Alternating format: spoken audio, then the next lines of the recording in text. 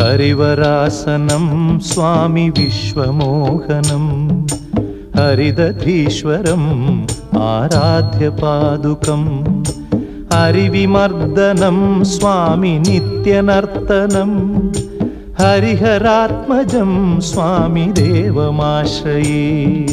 शरणमय्यप्पा स्वामी शरणमय्यप्पा शरणमय्यप्पा स्वामी शरणमय्यप्पा।